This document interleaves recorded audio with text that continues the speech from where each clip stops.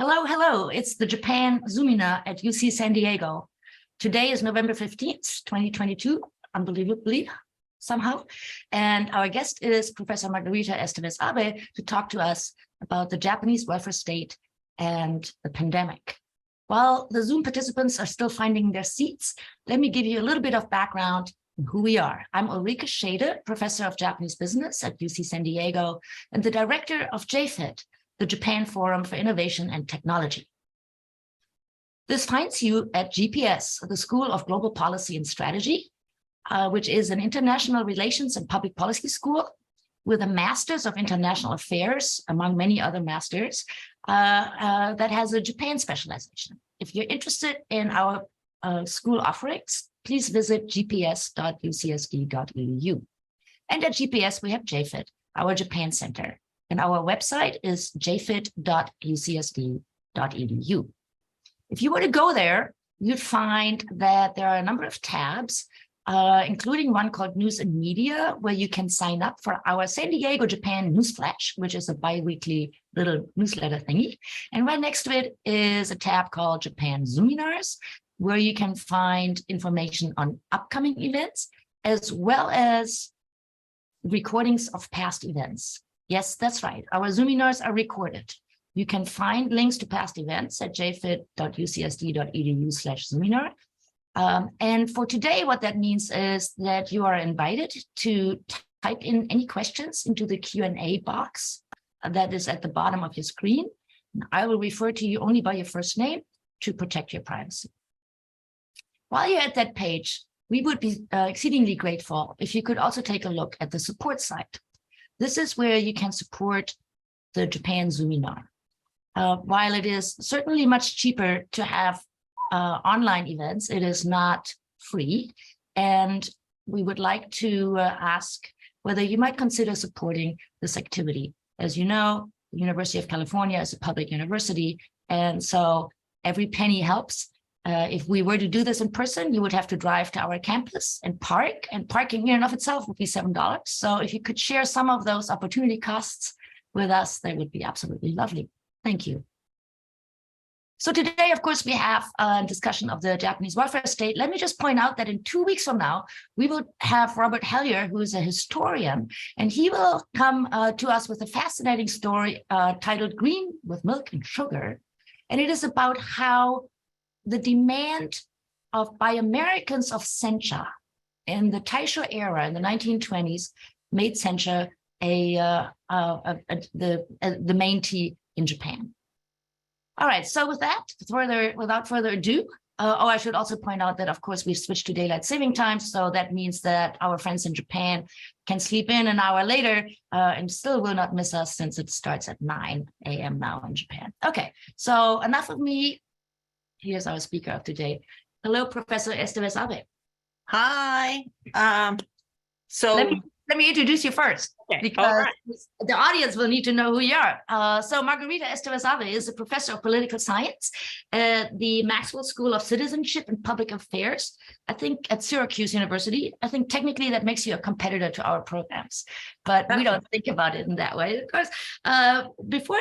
Before she moved to Syracuse, she taught at the Harvard University Department of Government and at the University of Minnesota at the Department of Political Science. She has a BA and an MA from Keio University in Japan and a PhD from Harvard University, which is, by the way, I think where we met a few moons ago. Other noteworthy entries in your CV are that you've written for the Economisto, which is one of Japan's premier business economy magazines. And you were also an assistant to Diet member Yoshiro Hayashi when he was in charge of taxes. So you have deep insight into the politics of tax policymaking. You were also a radio correspondent at some point for NHK. So you've done a lot of interesting things in Japan.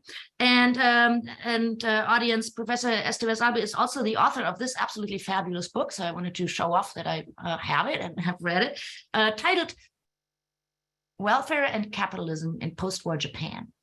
And this was published in 2008 and won the Masayoshi Ueda Memorial Prize in 2009. It's a fantastic book that really goes into the depth of how Japan thinks about welfare provision. And it is one of the most important contributions to that question in our field. So without further ado, welcome, Margarita. It's great to have you. Thank you for joining me today. Well, thank you so much for inviting me to join your Japan Zoominar. It's just really wonderful. So I have been told that the audience will log off if I go on for too long. So I'll be just making a very brief presentation. So now let me just share my screen.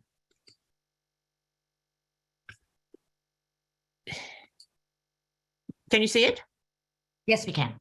Good. So here's the title of my presentation today. And I will focus my presentation on these three issues. The first question is, what has the Japanese welfare state done right during the pandemic? What will be the impact of the pandemic on the Japanese welfare state itself? And the third question is, are there any lessons for other countries? And because my presentation has to be very brief, I will just focus on the long-term care sector in my presentation. But before we just start talking about the long-term care sector, this is nursing homes, daycare center for elderly, home services, things like that, if you're not familiar with. So the big picture is this, that relative to other advanced welfare states, Japan has fared very well so far under the pandemic. Japan's just record of low mortality rate is particularly impressive when we just take into consideration Japan's very, very old demographic structure. And by now we know that the COVID-19 has affected the elderly in particular. And Japan just has an abundance of old people. So just slightly short of 9% of the overall population in Japan are above the age of 80 and up. And this is very, very old. Just to give you a better sense, in the US, the equivalent percentage is less than 4%. So you just get the picture. But despite having just lots of old people, Japan should have been a very high-risk country, but in countries like Italy, Spain, the US, Britain, so many people have died in nursing homes, but this didn't happen in Japan. And this is why I'm just focusing on the elderly. So, winding back, just sort of going back to 2020, just in March or so, I really worried that Japan might experience very high mortality rates because I couldn't really see that the Japanese government was acting fast. They were just certainly not testing. So Japan just seemed to be on a very bad path. But then as the months just went by, Japan surprised me because I was expecting to see very high rate of excess death in Japan, and that wasn't happening. And that's when I just started to focus on what was happening in Japanese nursing homes. So here in the slide, so on the right side, you just see the cover page of an academic piece that I wrote. But before writing an academic piece, I actually wrote a piece for the Japan Newsweek. Because commercial magazines, they just published immediately. So I was just certainly one of the first people in Japan who just talked about Japanese success just coming from the nursing homes. Okay, so why were nursing home residents better protected in Japan? So here are just some sort of bullet points. Overall lower rate of community level infection in Japan really helped. And I can just talk about more on this, why this was the case, and just apologies for the typo. But so there was a certain things that were already in place in Japan that protected nursing home residents. And I want to emphasize that it wasn't really top-down political leadership that's protected the elderly in Japan. but things that had already been placed. So it was the kind of the organization of the Japanese welfare state in long-term care sector that functioned quite well in the early months of the pandemic. So these just include pre-existing protocols of prevention and control. So these protocols that were in place in Japan proved very effective. You all know that the use of face masks was just very widely sort of diffused in Japan. But Japan also just had this sort of seasonal practice of lockdown of nursing homes. Because the pandemic hit Japan during the seasonal flu season, many nursing homes in the greater Tokyo had already been in the lockdown mode because of the flu. So there were all these sort of things, that protocols that just protected the Japanese elderly in nursing homes better than in other places. And also the structural oversight of nursing homes in Japan was just very different. I can just say more about this later on in the conversation, during the conversation. And also Japan has just one of the best educated workforce in long-term care facilities. And many of you, if you're familiar with Japan, you know that the Japanese nursing homes still do not have many migrant care workers sort of working in those premises. Compared to places like the US or Spain, the average size of nursing homes in Japan is smaller.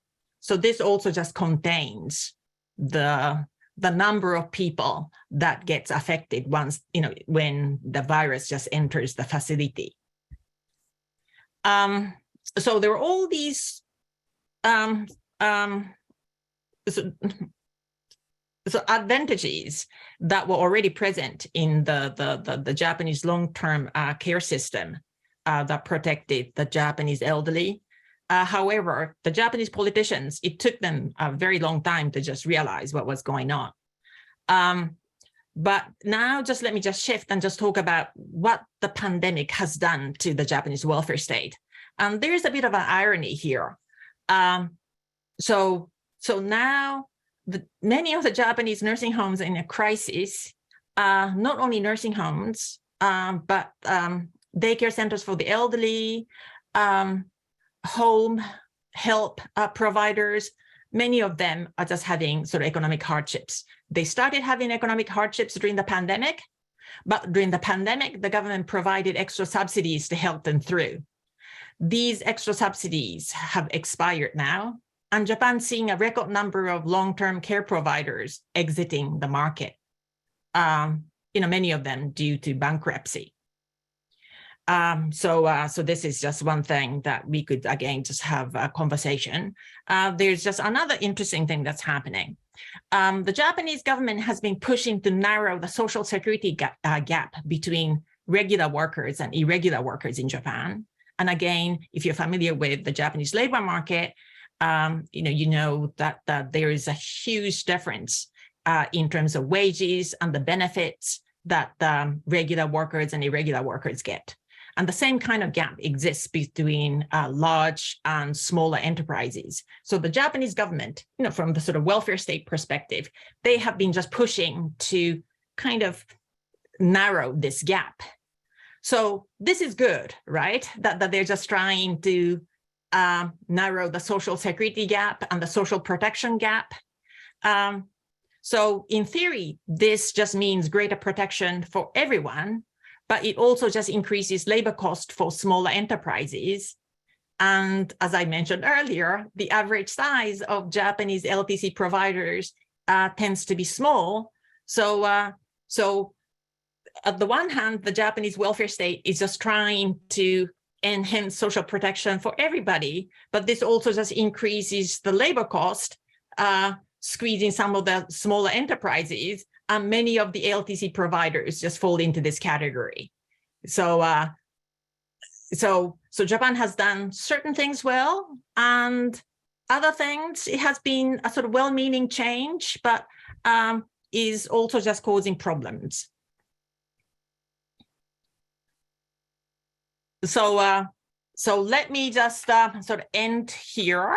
This is just like a very brief story of the advantages and sort of problems in the Japanese welfare state, sort of regarding the pandemic. And I'll just stop here, and hopefully we can just have a great conversation. Thank you. Well, thank you. That's terrific. So there are lots of different strands of conversations we can have about this. And audience, I will start a conversation with Margarita now. And if you have any questions that you would like me to weave into this conversation, please type them into the Q&A, and I will make sure that I take a look. So one of the things that happened in the United States that is now becoming clear, and the research is showing, is that in the long-term care industry has partially been taken over by private equity funds, who, initially did a good job making them more efficient and helping them,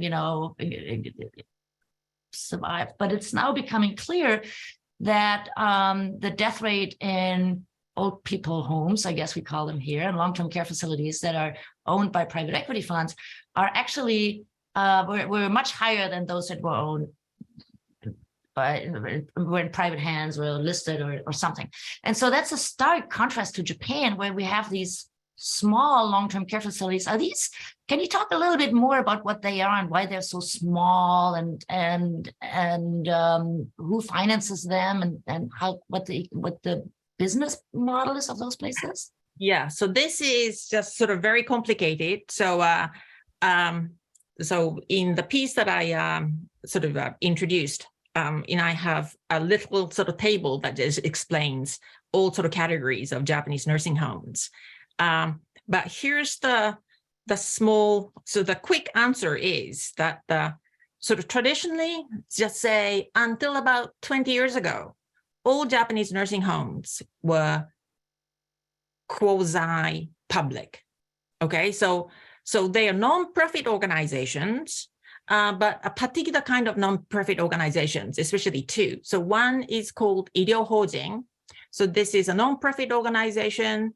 Just all hospitals are non-profit organizations in Japan because they are medical non-profit organizations.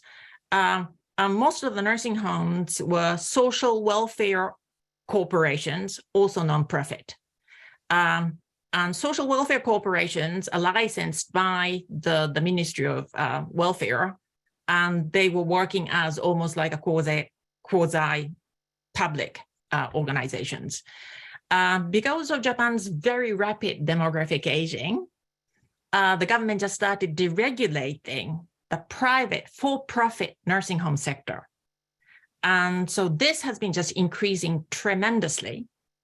So this is for-profit, but what's very different from the United States is that they're very well organized, just like any other product market in Japan. So there are these just trade associations, and they just work very closely with the government. Okay, so it's the marketplace is just very different. So we already have a follow-up question on this from our colleague Amy, who wonders whether there were any disparities in the quality of long-term care offered by these publicly funded homes and the private ones, or whether they were all equally well equipped to handle this pandemic. So they can't just so two answers. We can't compare them because the Japanese government doesn't really provide any sort of data on this. They should have the data, but they don't provide. So this is just very different from the United States. In the US, we can just study. There's data with names of nursing homes and the ownership structure and everything. So in the US, we would have answers to that, but in Japan, we don't. And also for-profit nursing homes and quasi-public nursing homes, they house people with different needs. So people who are more frail tend to be in quasi-public nursing homes. So so the comparisons are not that easy. But one thing is, just Japanese nursing homes and the American nursing homes are not all the same. Many of the Japanese nursing homes also run daycare centers. And this just proved to be a risky thing to do during the COVID, because with the daycare center, you were just having actually people just coming and going on the daily basis. So, the providers are different, and the marketplace is just, not exactly the same as in the US. So another question on this before we move on to other topics is from Dwight, who wonders to what extent is this actually governed at the municipal or prefectural level? So do those governments have oversight and support responsibilities, or is this a centrally run thing? So the actual oversight would be, so these social welfare corporations work very closely with municipal governments. So they wouldn't be allowed to open a nursing homes unless the municipal governments think that there is a need for additional nursing homes. So they work very closely together. But things like the protocols of disease prevention and control, all these things just come from the national government. So it's just quite sort of interesting, and just the time prevents me from just going into this. But so there is within the Ministry of Welfare, there is this sort of just mini bureaucracy that takes care of all the disease prevention and control, just like a mini CDC. That takes care of all the welfare organizations. So they just issue all kinds of alerts too. So just every year, if there is any contagious disease, they just send out alerts. So this is from the national government. And the information goes to trade associations, and the trade associations would give information to all the nursing homes. So there is this nice structure of communication. So as soon as we learned of this new virus that emerged in Wuhan, China, in Japan, the alert to nursing homes went so fast, like at the end of January 2020. Okay, so something in Japan was actually working, the bureaucratic structure. And I remember that. I was in Tokyo, and everybody was saying, I can't see my mom anymore. They closed down the nursing homes. I don't know what it is. And that is, I think, the big difference, right? They could do that without knowing what it was, because as you just said, that lockdowns were quite common. It's something that nursing homes do when there's a flu or maybe allergy or whatever, right? So whatever that we don't know and understand, we lock down the nursing homes. And so they could do that right away, which is, I think, one of the biggest difference also to continental Europe, I would think, right? So you mentioned that one of the things that helped was that the community-wide infections in the early months were also pretty low. And I think one reason actually was that it was the beginning of the allergy season, and people were wearing masks for the allergy and the pollen, I guess. And so at least that's what I recall in February and March there. But so a couple of questions on that. So why was Japan able to contain these community-wide infections better than others? And I guess this leads us to your first slide, right, with the Sanmitsu. So avoid the 3C. So should I and distance and crowded. And so do you think that had something to do with it? Yeah, so I don't think okay. So if the audience members just sort of remember should I pull it up or? Sure, you can. Yeah, sure. If you can find the slides. Yes. Okay. So this is what the so this is just what you're talking about, right? Right. So if you could just focus on this package of the now infamous Abeno mask, but the package just says, let's avoid 3 mitsu, just 3. So in the US, in English, it would be 3C. Just avoid closed space, avoid crowded spaces, and avoid physical closeness. And so what's just very interesting is that, before the US CDC or the World Health Organization admitted that the COVID-19 was airborne, could cause airborne infection.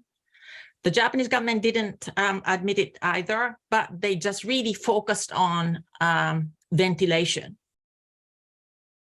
And so Japan started focusing, just doing a national campaign on ventilation before anybody else did. So the emphasis on the ventilation, this was just like from the 1st of March. And also I have a slide, but maybe it's, so Japan was very unlike other East Asian countries. Japan didn't have, Japan didn't suffer from the avian flu, the first SARS, or the swine flu, or the MERS. Taiwan, Hong Kong, South Korea, they did. But although Japan didn't suffer from this, the Japanese mask usage, the face mask usage, this really changed. So when the COVID hit, Japan already had the Japanese regular mask usage had really gone up.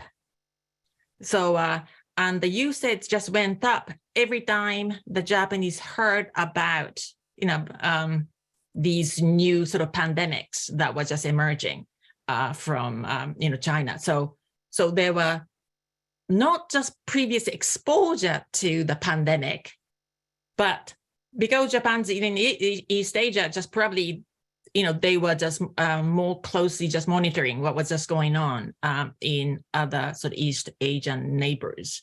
So face mask usage was already just quite high. So ventilation and face mask probably helped. And another thing was, I don't know whether you all remember, at the very beginning of the pandemic, there was a luxury cruise ship called Diamond Princess. It was carrying lots of American passengers, so that was just covered widely by the American media too. So this cruise ship was just carrying infected passengers, and the nearest port was the Yokohama port. So they docked, it docked in Yokohama port, and the Japanese government had to just basically just take care of the passengers. So this also just raised the awareness about the pandemic in the greater Tokyo. So there were kind of lucky coincidences as far as the low community-wide infection is concerned. But there, the government did sort of something. The national campaign telling people to ventilate, I think it was very crucial. Yeah, I remember I was there as a visiting scholar, and there was a meeting, and suddenly somebody came and opened all the windows, and it was fabulous cold, and all the windows were open, and 10 people met in a room. So that was very interesting.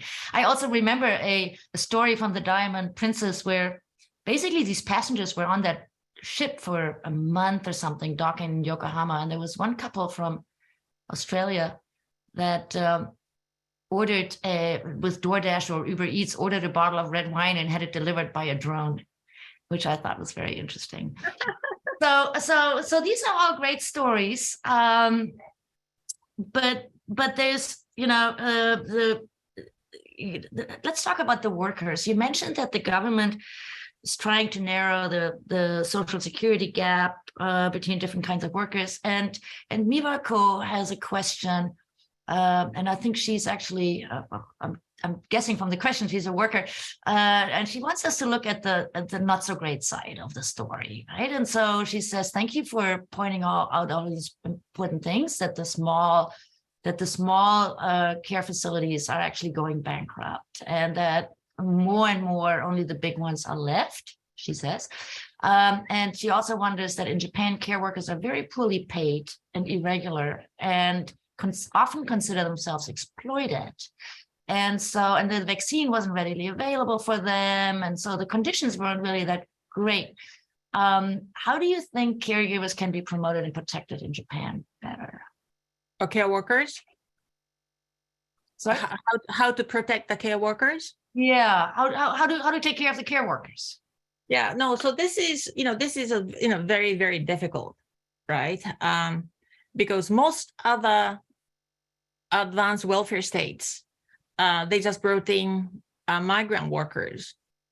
In the US, it's mostly for profit.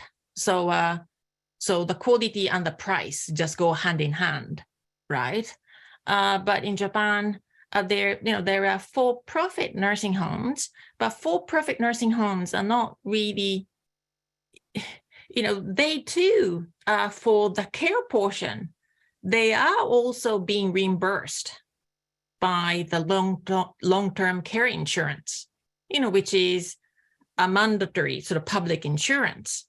So the Japanese situation is that just so much of the cost of long-term care is actually being paid by the government when an increasing number of citizens are above the age of 80. So the government has been just really just trying to increase the pay, but because of the public fiscal situation, they just find it just very difficult to do. So this is just the tough sort of situation that Japan finds itself in.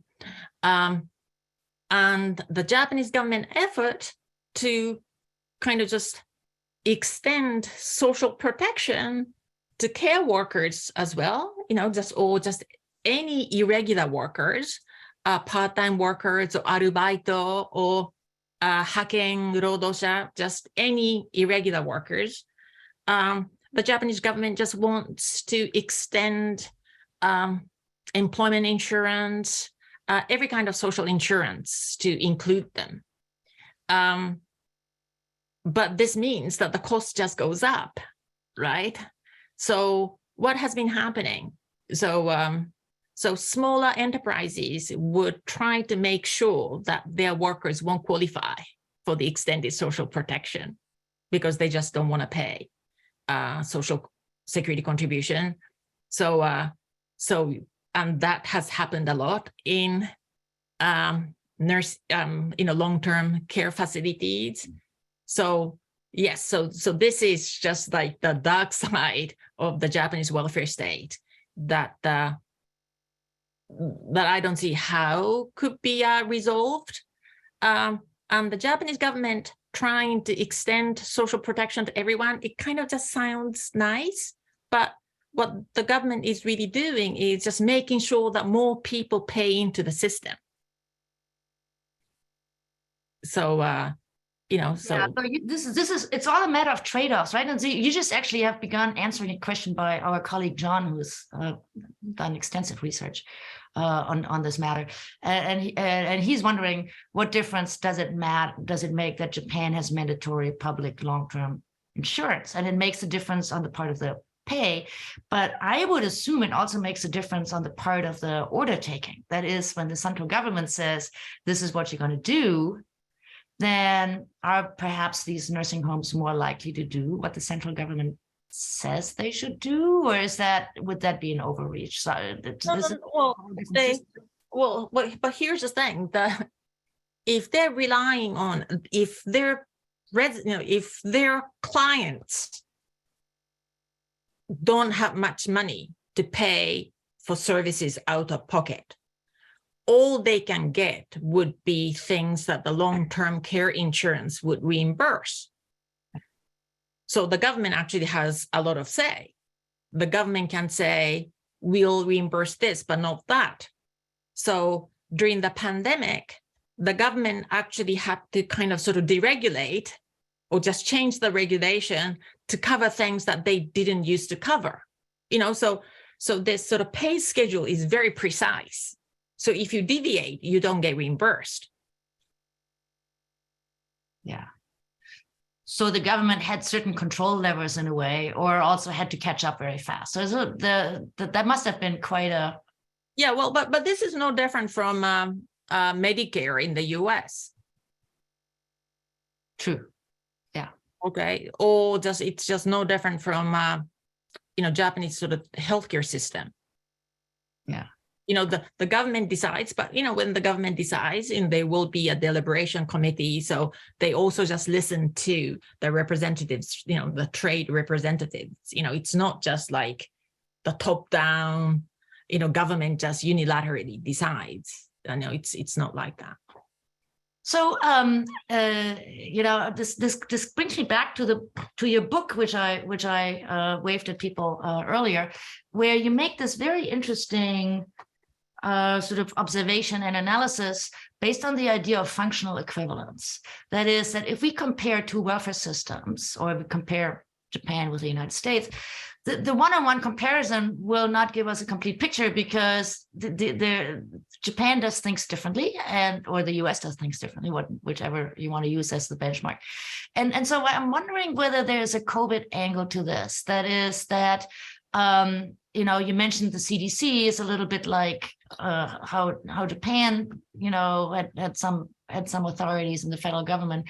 But when I talk to Japanese friends, they say, oh, we don't have a CDC in Japan, and we don't know how to do this. So if one were to compare one-on-one, Japan might look a little bit deficient in some of the institutions, or at least different.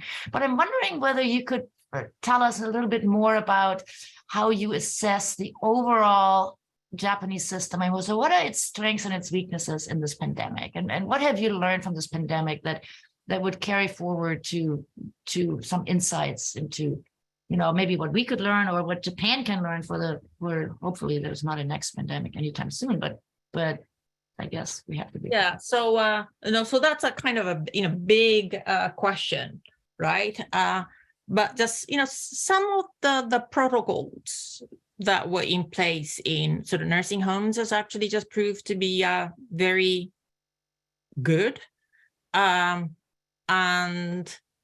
And also just some of the government sort of guidelines that the sort of nursing homes all just have to have sort of committees on prevention and control.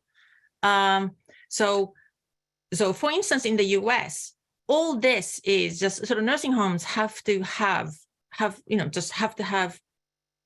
a specialist on these things, and that person doesn't have to be on the premise, but the nursing home has to have a contract with just someone like that. So in Japan, it's people who are in the nursing home that become part of this sort of committee, and they kind of sort of discuss, prevention and control, and the compliance level is just much higher in Japan, and also some aspects of the oversight and the way in which the information travels from the government to the nursing homes, and nursing homes back to the government.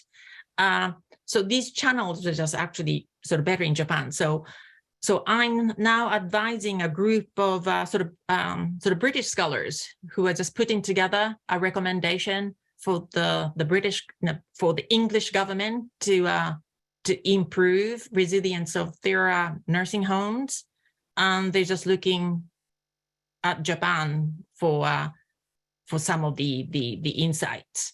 So that's one thing, but just so as a whole, it's very difficult to say. Of course, as I just mentioned, there are just many weaknesses within the Japanese welfare state, which is that if you're male working for a large corporation, well, you get more protection. If you are, so regardless of your sex or age, if you are if you're just employed as a irregular worker, and if you don't work for more than 20 hours, you're not gonna be able to enjoy that much social protection, and if you just work for more than 20 hours, sort of legally, you should be entitled to join employment insurance, all kinds of other insurances, but your employer can always just negate that. And Japan's kind of just famous for very weak implementation of labor standards law. So in a sense, employers can just break the law and nothing just really happens to them, really. So this gets us to a question that Paola just reminded me I promised to discuss. In our description for this program, there was a sentence that the elderly fared comparatively well in Japan, but the younger women not so much, right? There's like the women that had to care for their parents during the pandemic, or the daycare centers, of course, closing down. That was a big story in the United States as well, or still is actually. And so what is the trade-off there? I mean, how did younger women fare during this pandemic, and what did the welfare state do for them? So here's the thing, that the childcare centers, daycare centers, okay, so the situation was just much better in Japan than in the US. In the US, just so many women had to withdraw from the labor market to take care of their elderly parents or children. The school closed for such a crazy long duration in the US. So none of that happened in Japan. Okay, so the US is the anomaly in this. What Japan didn't do well was, and again, it's not just only in Japan. In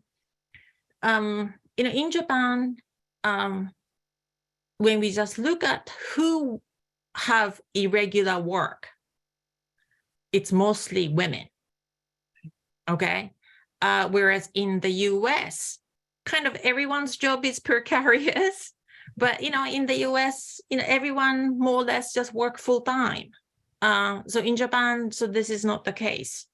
And not only in Japan, but this pandemic hit women harder. So in this case, it's just been very different from the great financial crisis that hit men. So those sectors of the economy that were affected was just very different. And this time it was the sectors of the economy that were feminized that got hit. And although the Japanese government now is just trying to shrink the gap in social protection between irregular and regular workers, this process hasn't finished yet. What does it mean? When the pandemic hit, irregular workers had much, much weaker social safety net, or sometimes none. And because women were overrepresented among irregular workers, women just got hit. Those women who are married were okay. So, just housewives who are working part-time, they were okay. But young sort of single women and those who just didn't have parents they could fall back on nearby, so they really suffered. So we know that in Japan, the suicide rates of this age group of women has just really gone up. Yeah, that was a really crass data point in 2021 when the female suicide rate topped the male suicide rate. And that was first time in data record. So how about the professional women that are already trying to juggle everything, and they are on the Sogo Shoku track, and they are trying to make a career, and they have 2 children and a working husband. They presumably also got hit. Not if they had jobs. Didn't they have to stay home and take care of the children that couldn't go to school? No, the school didn't close that long in Japan. Okay, and also Japan's no United States. There are paid leaves to take care of the family. So professional women were fine. I mean, we just see the difference in the US too, right? Professional women could work remotely. Right. So but just women who are working remotely, if the children at home, I mean, this is just doesn't make such things easier, but this is just very different from being an essential worker. You just have to work in supermarkets or in sort of restaurants. So professional women in Japan just, they had a hard time, but it's just nothing like sort of single women with no fallback options who had irregular jobs.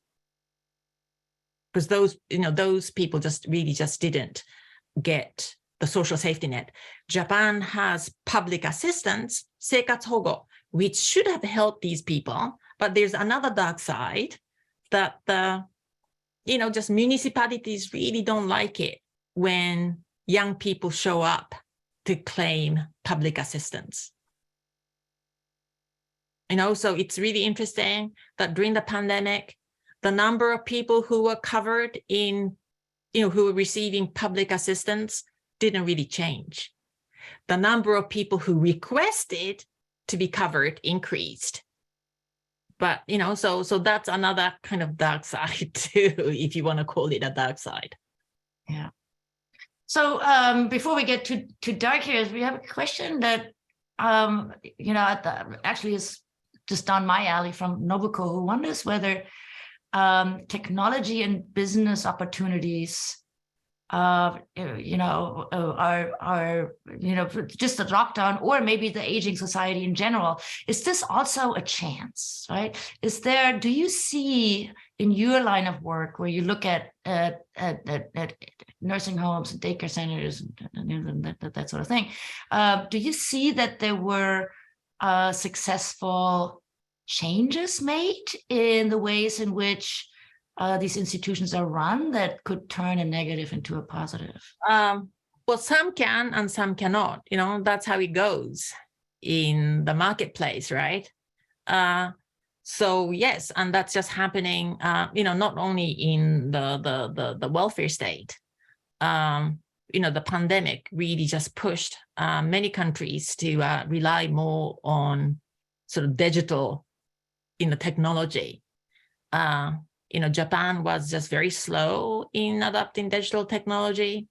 Italy was very slow in adopting sort of digital technology. They've all been pushed to do that. Now, whether they would just succeed or not, so this is the hard thing, because the care sector is so labor intensive.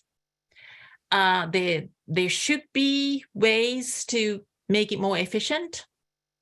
And I think now the survival is at stake, but the small enterprises, small, LTC providers that cannot just even pay the labor cost, will they have money to invest in technologies? Okay, so the government is just providing some sort of resources, available, but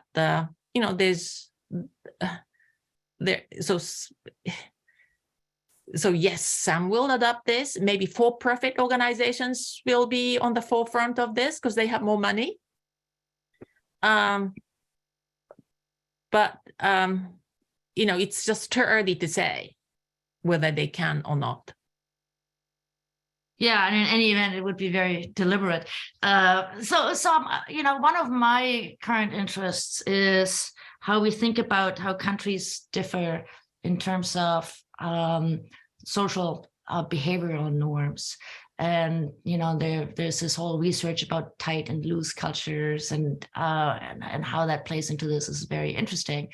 So one question I would have is whether Japan was actually advantaged. We've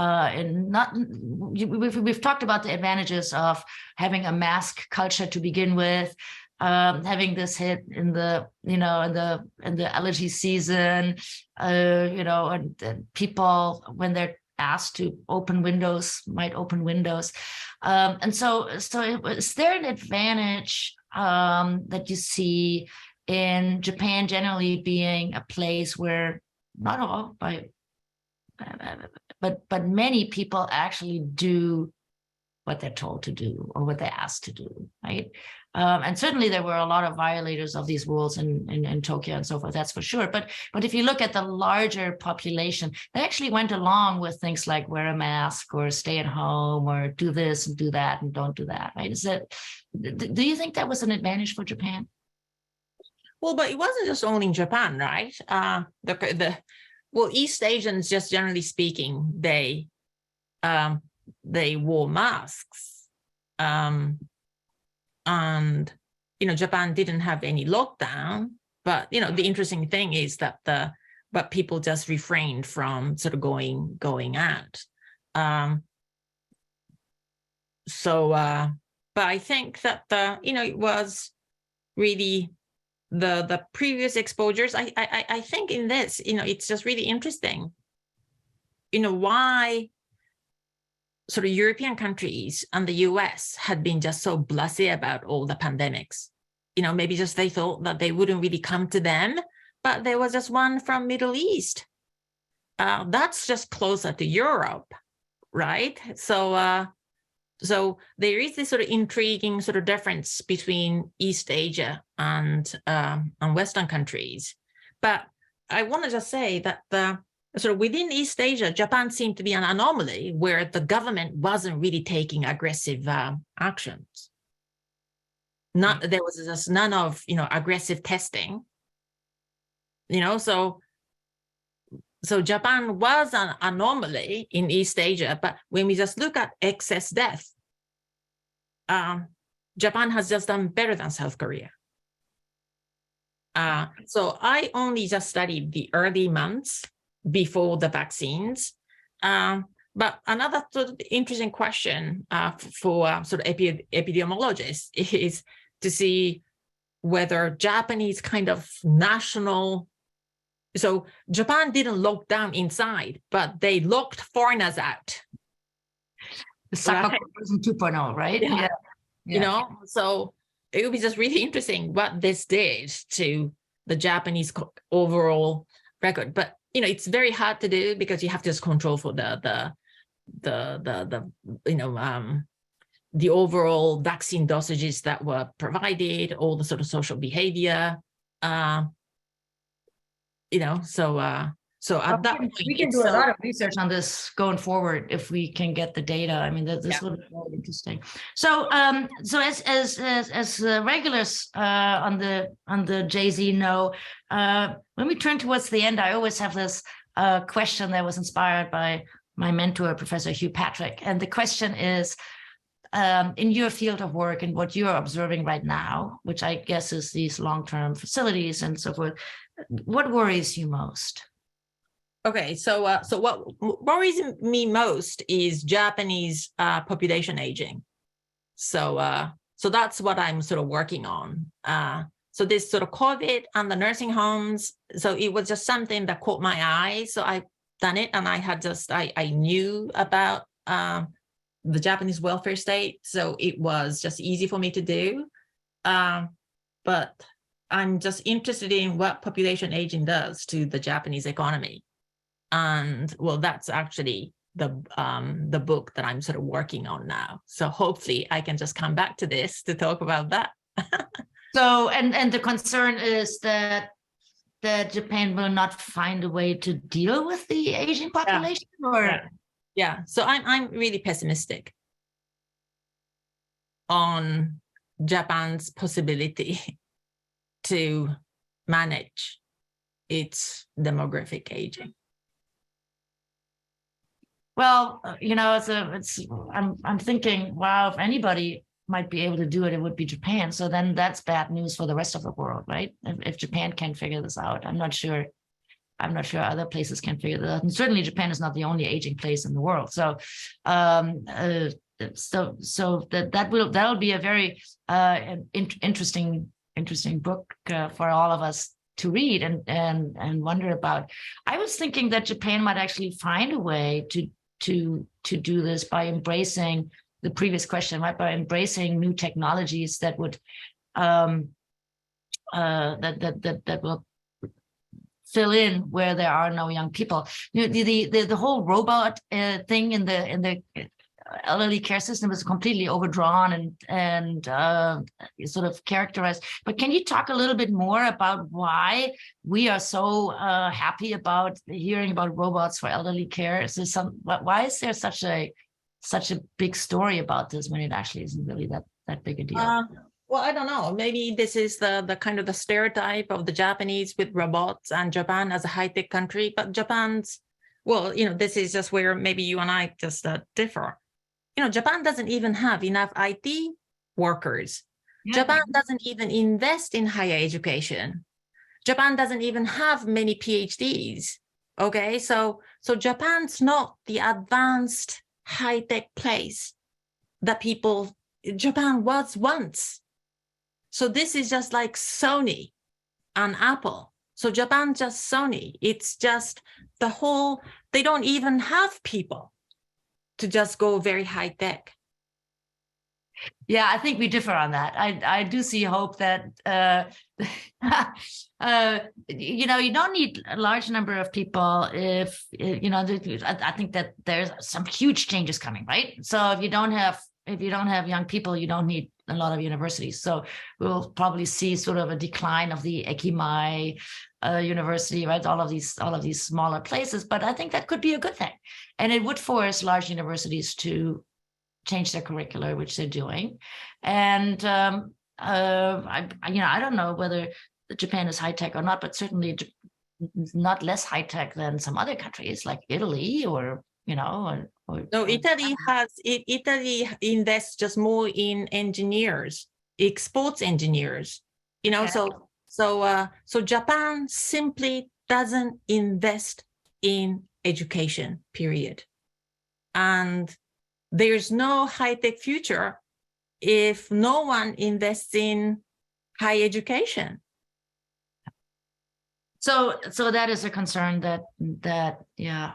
Yeah, okay. I'm very. I brought this upon myself. I asked you what you worry about. So we should at this Japan Zoominar. I'll see whether I can do one on education reform, and we'll settle this question later. So I'm looking at the clock, and I realize that time is up. It always goes way past way too fast. So thank you very much, Professor Margarita Estévez-Abe, for joining me today. And